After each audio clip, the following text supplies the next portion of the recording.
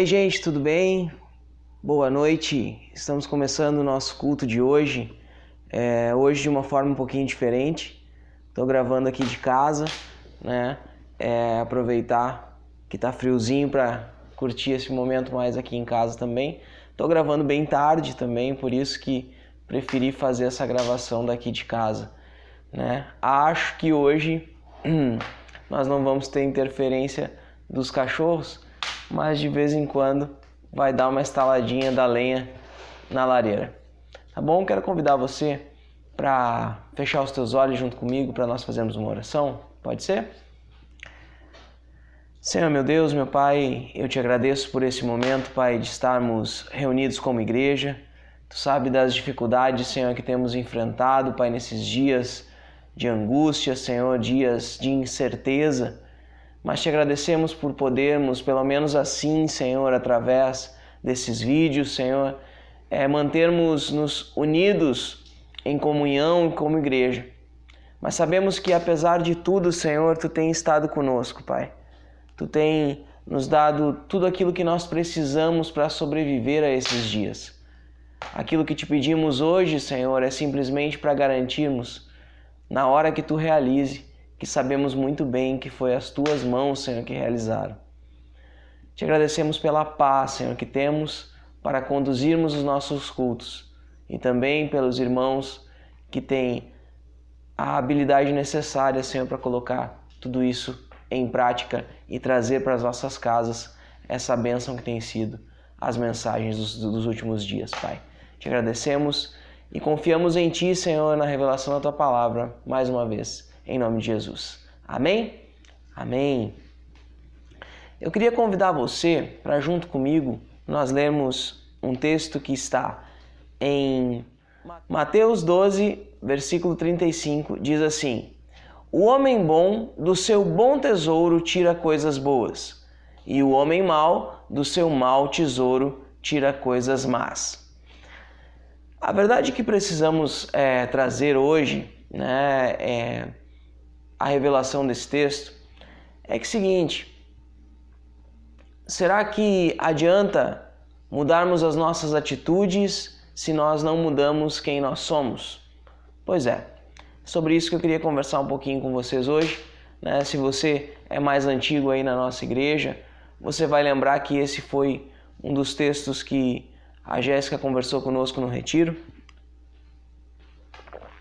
E também vai lembrar que nós falamos frequentemente sobre esse tipo de assunto. Acontece o seguinte, irmãos, nesse tempo de isolamento social, qualquer gota de interação é um refrigério na terra seca, não é verdade? Em tempo de isolamento social, qualquer gota de interação é um refrigério à terra seca. Irmãos, tive o privilégio nesses dias de conversar um pouquinho com alguns irmãos da igreja e não só através das nossas reuniões, né, pelo Zoom, mas conversar mesmo, sim, fisicamente, né, através do contato humano mesmo, sabe? Obviamente bem mascarados e com uma distância recomendável. Mas conversei com uma irmã hoje, com um casal, aliás, hoje não, esses dias com um casal, e dessa conversa me surgiu o desejo de falar sobre esse texto de hoje. Nessa conversa saiu o seguinte questionamento: se eu fizer tal coisa, não será egoísmo da minha parte? E com a graça de Deus, né? Sabe quando a gente responde algo que a gente pensa imediatamente, poxa, isso não vem do conhecimento natural humano, né? Isso vem de Deus. E nessa hora, depois da resposta que a gente chegou, posso garantir para vocês que nós ficamos atônitos pensando, poxa, é isso mesmo, né? A questão era a seguinte: se eu fizer tal coisa, não será egoísmo da minha parte? E a resposta foi essa: só será egoísmo aquilo que foi feito por alguém egoísta. Pensa comigo sobre isso. Quantas vezes a gente se questiona a respeito de uma atitude nossa, pensando que ela de fato nos torna aquela atitude? Essa irmã estava preocupada porque talvez poderia ter causado a impressão de ser egoísta a partir de uma atitude que, via de regra, é reconhecida como egoísmo.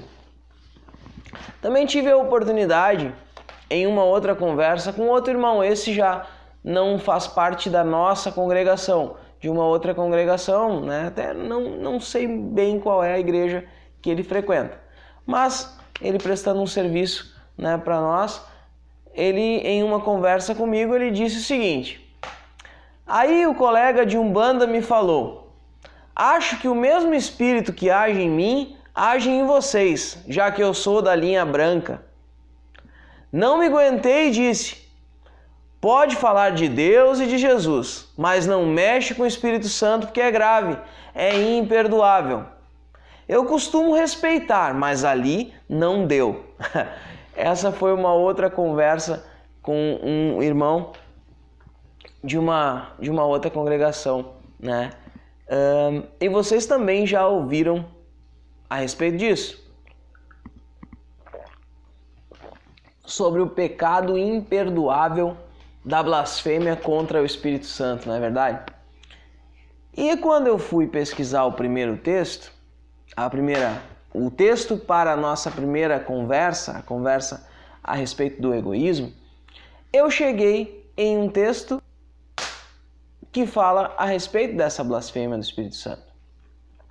E eu achei bem interessante porque acabou uma história se vinculando à outra e às vezes a gente fica meio se questionando a respeito de qual é o melhor texto para pregar, e confesso para vocês, a gente ora, pede a Deus a revelação da palavra para saber qual é que é o melhor texto a ser abordado, porque, enfim, nem sempre, principalmente agora, distantes, nós sabemos aquilo que de fato é o que é necessário para a igreja. Na verdade é que a gente nunca sabe aquilo que é necessário para a igreja. Nós dependemos da revelação de Deus. Às vezes essa revelação vem de uma forma mais expressa e às vezes vem assim, através de um bombardeio de situações que vão nos motivando e nos levando a alguns questionamentos e nos traz à luz a possibilidade de falar sobre os textos.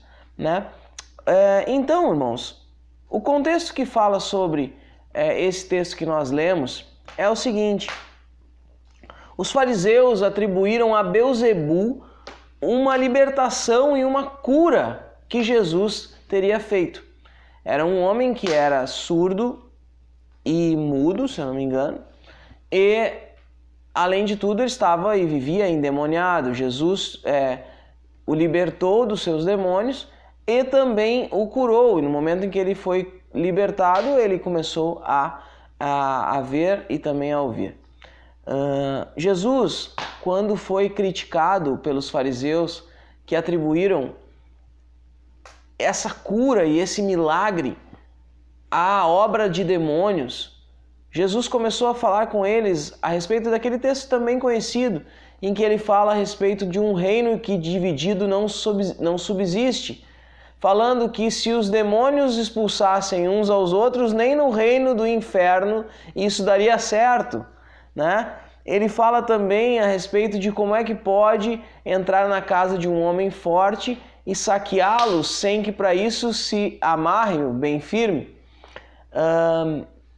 Falando a respeito dele mesmo estar entrando e saqueando o reino do inferno, tirando de lá um endemoniado. Jesus também vai falar a respeito dos discípulos, dos filhos, como fala o texto, dos filhos dos fariseus que também expulsam demônios. E que o fato deles expulsarem demônios também vai fazer com que desminta aquilo que eles mesmos estavam falando a respeito de Jesus. E aí vem uma frase de Jesus que eu acho ótima, e ela vai ser uma das bases da nossa mensagem de hoje. Jesus diz o seguinte, no versículo 30 do capítulo 12, diz assim: aquele que não está comigo está contra mim, e aquele que comigo não ajunta, espalha. Olha que texto bom esse, guarda ele na manga que daqui a pouco nós vamos utilizá-lo de forma mais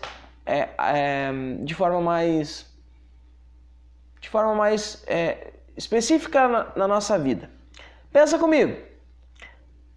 Jesus estava criticando aos fariseus e trazendo mais do que uma crítica, porque de crítica eles já estavam acostumados, mas estava convencendo eles baseado naquilo que eles mesmos diziam.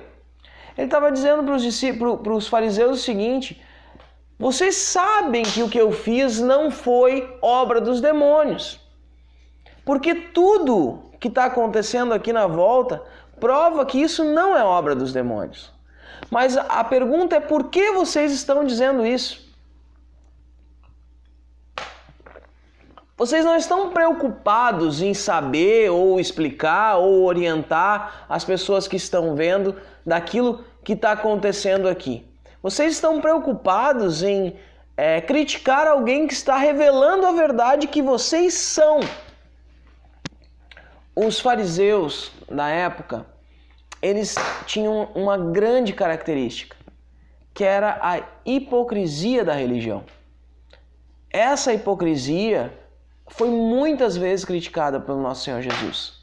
Pensem comigo. Por que alguém vendo um homem endemoniado ser liberto? Um grande milagre como um surdo, mudo, cego ser curado? Por que atribuir isso a um demônio? Por que nesse nítido interesse de descreditar a um homem que fazia o bem?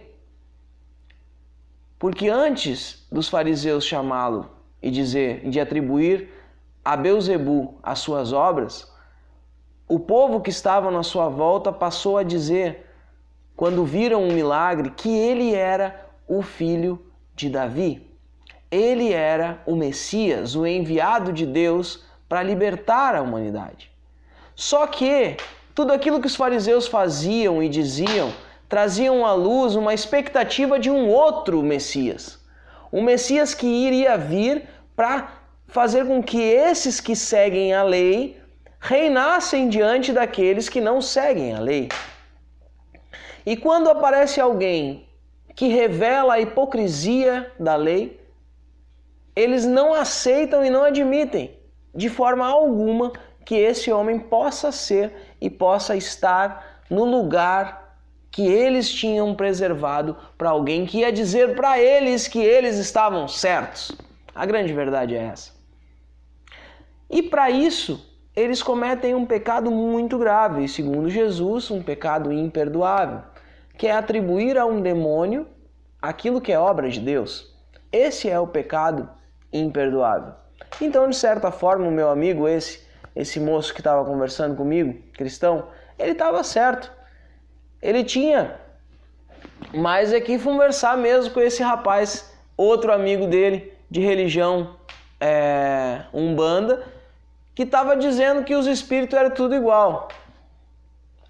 Talvez a motivação dele, com medo de que esse pecado fosse mais grave do que o pecado dele não reconhecer a Jesus, né, de ele atribuir, ele associar um espírito a outro, seja mais grave do que ele não aceitar a Jesus na sua vida, como se tivesse um inferno pior do que outro. A grande verdade é que quando nós atribuímos a outra pessoa, a outro demônio, aliás, a um demônio, aquilo que é obra de Deus, nós estamos cometendo um grave erro. O erro de não admitirmos aquilo que Deus tem feito para nos convencer de quem nós somos. Esse é o grande mistério desse texto. E então Jesus começa a falar nesse mesmo contexto, né? Nesse contexto, né? O contexto de alguém falar ser do demônio aquilo que evidentemente veio de Deus. Jesus passa a falar a respeito daquilo que vai trazer à luz a nossa primeira historinha de hoje, na nossa primeira conversa, né? Aquela conversa sobre o egoísmo. Será que pode vir algo mal de alguém que é bom? Será que algo bom pode vir de alguém que é mau? Jesus começa a falar a respeito de uma árvore boa que só pode dar bons frutos e de uma árvore ruim que não pode dar bons frutos, somente maus frutos. E ele fala desse homem e dos seus depósitos de coisas boas, que nós falamos no texto agora. Vamos ler de novo. O homem bom do seu bom tesouro tira coisas boas, e o homem mau do seu mau tesouro tira coisas más. Começando do versículo 33, né? Considerem, uma árvore boa dá frutos bons, e uma árvore ruim dá fruto ruim, pois uma árvore é conhecida pelo seu fruto. Raça de víboras, como podem vocês, que são maus, dizer coisas boas? Pois a boca fala do que está cheio o coração. O homem bom do seu bom tesouro tira coisas boas, e o homem mau do seu mau tesouro tira coisas más. Até aí.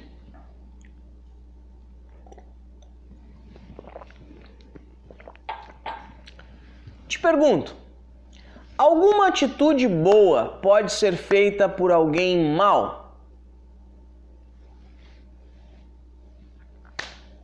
Alguma atitude má pode ser feita por alguém bom? Bueno, esse é o nosso dilema, assim, de hoje. O texto que nós lemos está falando a respeito de atitude e de motivação. O texto que nós lemos hoje está falando muito a respeito da transformação que o Espírito Santo faz em nós. Porque está falando a respeito da raiz, da natureza, da árvore boa que dá frutos bons, do homem bom que faz coisas boas. Eu acho que homens maus podem, de alguma forma, fazer coisas boas. Desculpa. Podem fazer coisas boas. Pensa comigo. Um homem podre de rico, ele não pode ajudar as pessoas carentes dando cesta básica agora nessa época do vírus aí que a gente está passando trabalho. Ele não pode ajudar com cesta básica só para se aparecer e para ganhar votos, por exemplo, um político? Não pode? Pode. Ele ajudar as pessoas não é uma coisa boa? É. A motivação pela qual ele faz isso é que não é boa. A pessoa que precisa, que ganha algo para se alimentar, ela ganha esse algo e isso é bom. Isso vai ser bom para ela. Porém, toda a sua atitude em si, ela é má. Da mesma forma que uma pessoa boa pode fazer algo mal. Como, por exemplo,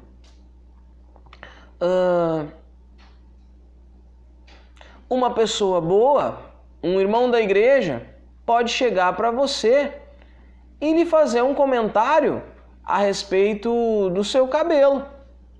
Ele pode chegar para você e dizer assim: nossa, o que você fez com o seu cabelo?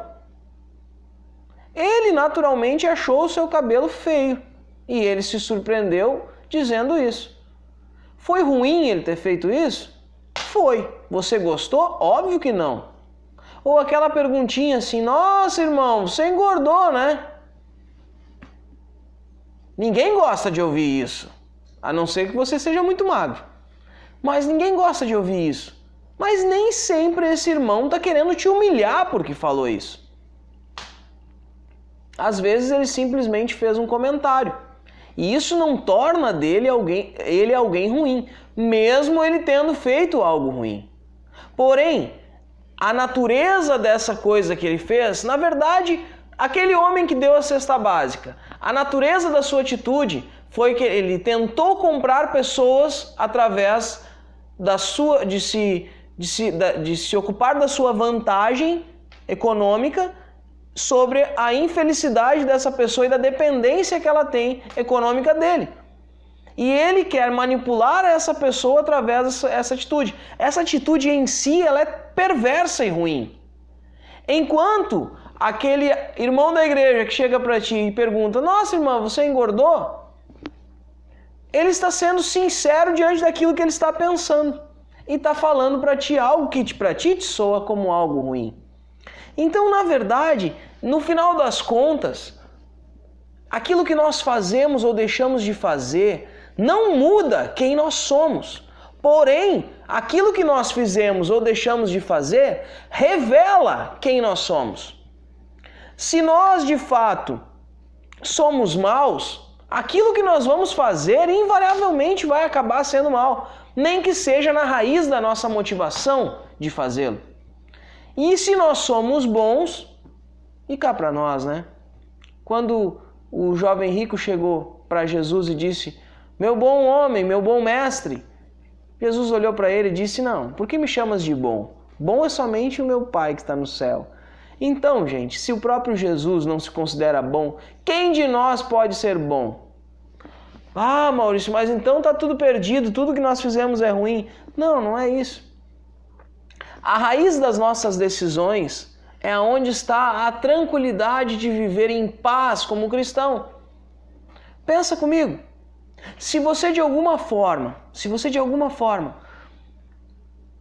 precisa e depende de uma transformação e luta todos os dias para ter a atitude certa, a hora que a sua motivação for transformada, essa luta se encerra.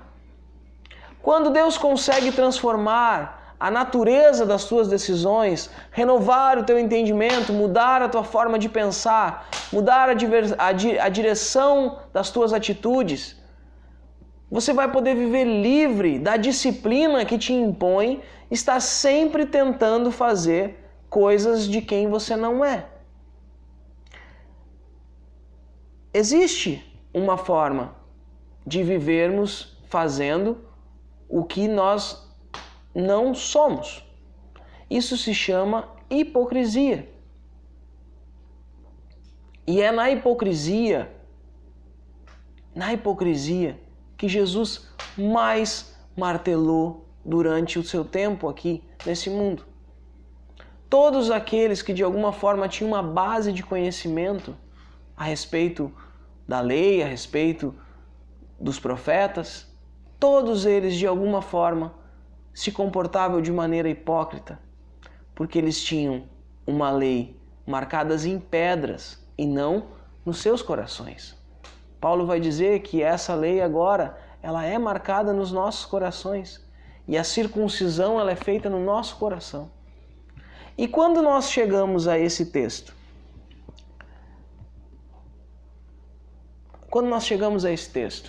e vemos a capacidade de um homem olhar para um grande milagre, olhar para um grande feito de Deus e atribuir ao inferno isso, simplesmente para não admitir que está errado,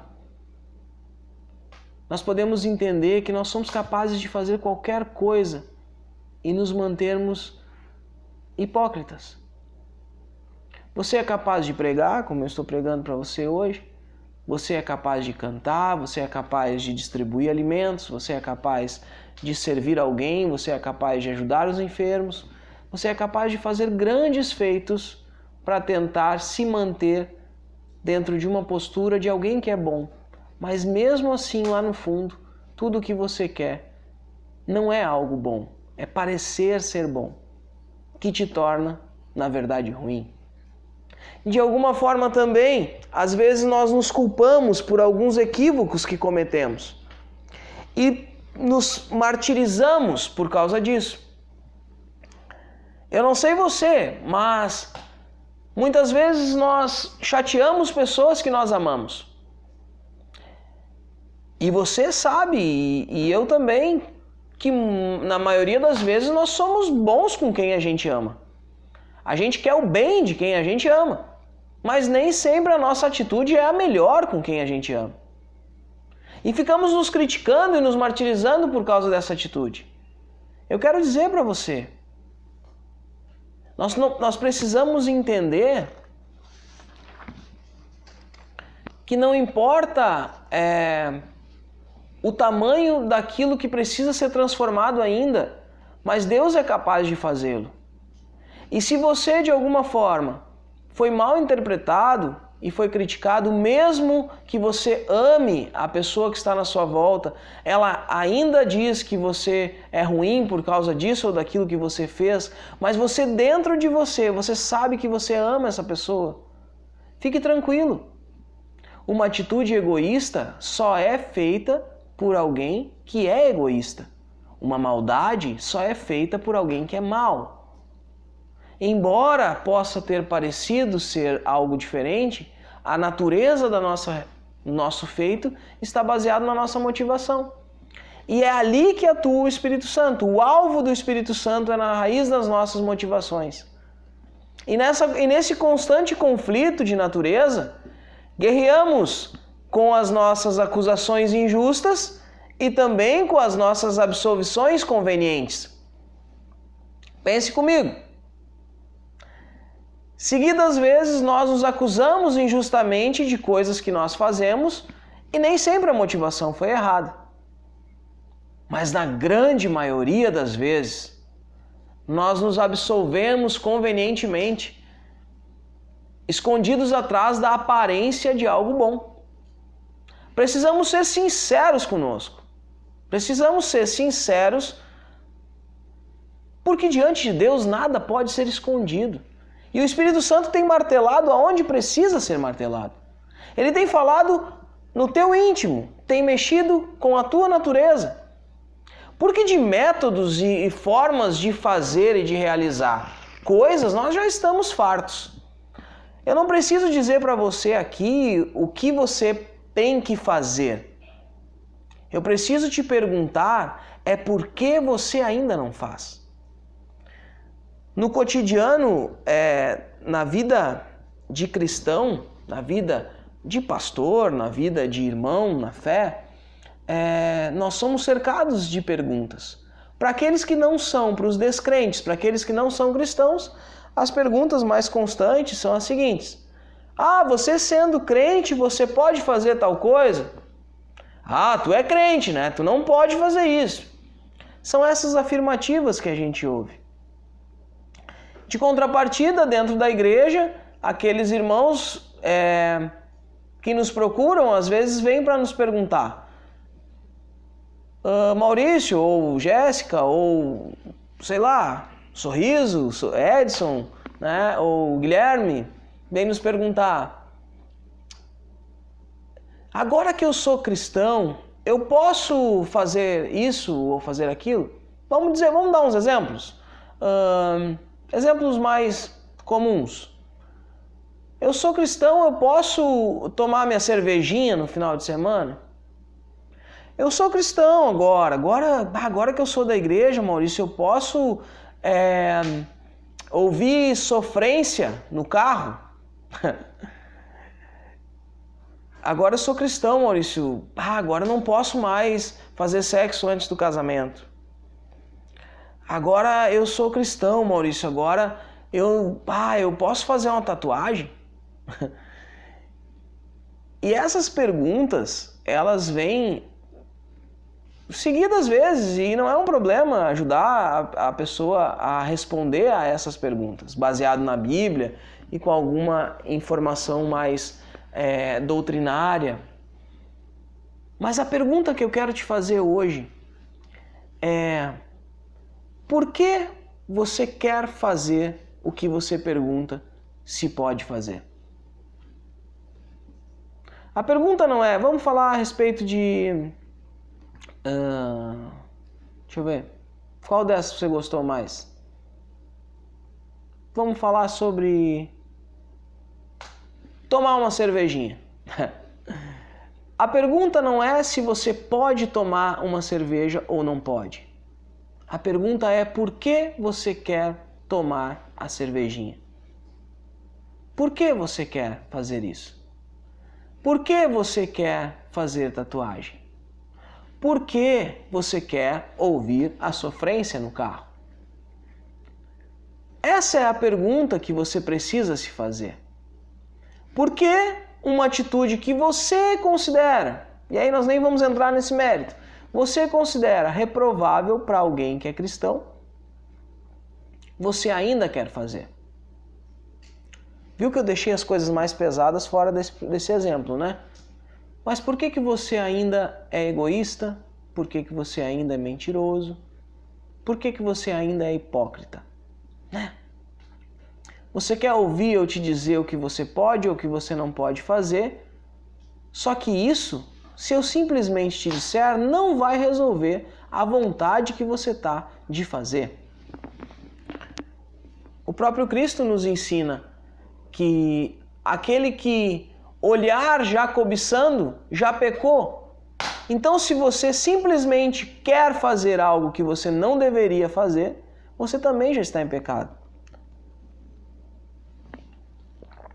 Então, quando você pergunta se pode ou se não pode, é porque, de fato, de algum momento na sua cabeça passou a vontade de fazer.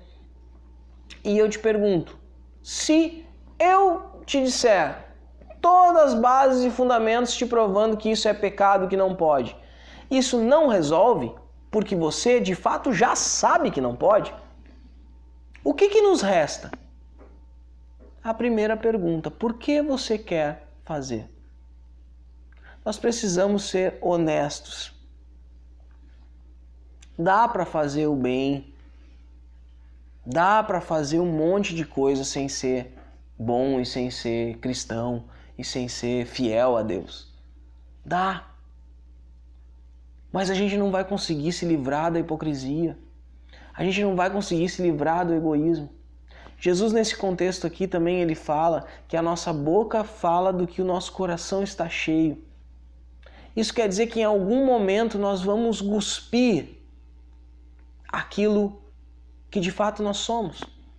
Nós não vamos nos aguentar, daqui a pouco você vai ser revelado. Mas diante de Deus você sempre é revelado. Aqui, Jesus está falando justamente disso. Aqueles homens falavam da lei de maneira bonita, sentavam nos lugares principais, faziam os discursos e as orações mais bonitas. Mas na hora que eles viram um grande milagre, eles largaram. Isso é obra de Beelzebul. Como? Como fizeram isso? Do mesmo jeito que você aí, que vive se cuidando dentro da sua forminha, para fazer sempre aquilo que é certo, quando você menos espera, você dispara. O seu ódio envenenado, o seu desejo de ser evidência, o seu desejo de ter todos os holofotes, você dispara. O seu egoísmo, a sua inveja, você dispara. Quando você menos espera, você faz simplesmente uma careta. Ah, irmãos, olha aqui, quero mostrar para vocês o carro novo que Deus me abençoou. Esse aí também já está mais ou menos no pecado, querendo se aparecer. Mas digamos que não. Olha só o meu carro novo. Daí você olha. Ah, que bonito, né? Que legal esse carro. Bah, que Deus abençoe. Nossa! Irmã, que bonita que você tá. Você emagreceu, né? Cortou o cabelo. Ai, mas eu achava tão bonito o teu cabelo antes como era. Mas tu emagreceu bem, né? Tu não tá doente, né? Ai, guria, tá tão pálida. Não é assim? Às vezes só um olhar, só um pequeno comentário revela quem a gente é. Posso te dizer? Vamos parar de se esconder. Vamos parar de mentir para nós mesmos. A gente não consegue. A gente precisa reconhecer que diante de Deus nós somos maus. E nós precisamos da transformação de Cristo. E tem coisas que Deus já está fazendo. Tem coisas que o Espírito Santo já está fazendo. Ele tem te transformado, Ele tem te moldado, Ele tem quebrado tudo e tendo feito tudo novo. Muitas coisas ainda precisam ser feitas, mas muitas já estão sendo feitas. Então, quando as coisas boas estão acontecendo na tua vida, lembra que isso é porque existe alguém bom que está sendo formado aí dentro. Você nasceu de novo, você morreu em Cristo e você nasceu em Cristo. Por isso, aquele que é bom em Cristo. Só que só alguém que é capaz de morrer para si mesmo, que é capaz de pegar a sua cruz e seguir a Cristo, é capaz de se ver livre da hipocrisia. A gente precisa disso, irmãos. Lembra? Poxa, mas não foi egoísta aquela atitude? Só foi egoísta se foi feito por alguém que é egoísta. O que você está fazendo da sua vida? Quem é você? Quem é você? Tem uma música bem legal que eu gosto, que diz: quem é você quando ninguém vê, né? Gostaria muito que você pudesse essa noite refletir. Quem é você? As tuas atitudes demonstram quem você é, mas elas não mudam quem você é. Não basta você fazer coisas boas para se tornar alguém bom. Basta você admitir que não é bom e diante de Deus rasgar o seu peito arrependido por quem você é, mesmo Ele sendo bom com você, quem você é, rasgar o seu peito dizendo: ai de mim, Senhor, eu sou pecador. Eu preciso mudar, Senhor, quem eu sou, para eu parar de viver como um robô programado por uma inteligência bem fraquinha e que de vez em quando eu passo vergonha porque as pessoas descobrem quem eu sou. Somos a Igreja de Cristo. Somos filhos adotados por um Deus que nos torna partes de uma grande família, de um só corpo, de um só espírito. E nessa grande família, todos nós temos um monte de defeito, mas precisamos nos ajudar uns aos outros e, principalmente, sermos honestos e, quando falharmos, nos arrependermos da nossa falha. Quando magoarmos alguém, pedirmos perdão. Honestos, simples, sem hipocrisia, irmão. Sem hipocrisia, irmão. Quem você é? Somos aqueles que fazem errado. Fazemos errado. Somos aqueles que mentimos, que somos egoístas. Somos esses. Mas somos aqueles que não nos conformamos com isso. E essa não conformidade, ao invés de nos maquiarmos parecendo ser, rasgamos o nosso peito e pedimos para o Senhor: Senhor, me transforma, Senhor. Eu quero ser livre. É muito difícil viver sem a liberdade que o Espírito nos dá. Em algumas coisas na nossa vida, já fomos libertos. Talvez, como esse homem do texto, hoje começamos a ver, hoje começamos a ouvir. Quem sabe, ali na frente, não nos tornamos alguém com um tesouro de coisas boas guardadas. Nesse depósito que é a vida que temos vivido até hoje. Temos armazenado um monte de coisa, memórias, decisões, decepções, mas o Senhor nos convida a deixarmos todo esse depósito na cruz de Cristo. Todo ele. Todo ele. E limpando esse depósito, nos fazer novas pessoas, com novos depósitos. E esses depósitos agora sim, de coisas boas. Homens bons, que possamos ser, Senhor, porque nós estamos em Ti, mortos em Ti, ressuscitados em Ti também. Quem você é, irmão? Quando ninguém vê, eu prefiro continuar acreditando que basta o Senhor me ver, Ele vai me transformar. Eu confio. Mais do que eu confio, eu preciso e eu dependo. Amém? Fecha os teus olhos aí, curva a tua cabeça, vamos orar? Senhor meu Deus, é pela tua graça que nos reunimos, é pela tua graça, Senhor, que nos revelamos diante de ti. Sonhamos, Pai, com um dia em que essa natureza que vive conflitante possa nos deixar, a natureza humana, e que possamos dar lugar à nossa natureza espiritual. Te pedimos, Pai, que nos perdoe pelas nossas falhas. Erramos e erramos muito, todos os dias. A natureza das nossas ações, via de regra, elas estão imundas no pecado. Perdoa-nos, Senhor. Queremos acertar. Muitas vezes nos escondemos através daquilo que é conveniente, com boas práticas, mas, no fundo, raízes vaidosas e egoístas. Agora, Senhor, queremos te pedir que tu venha fazer, Senhor, a tua boa obra em nós. Transforma-nos, Senhor. Bate em quem nós somos, para que, de fato, nós possamos viver livres em ti.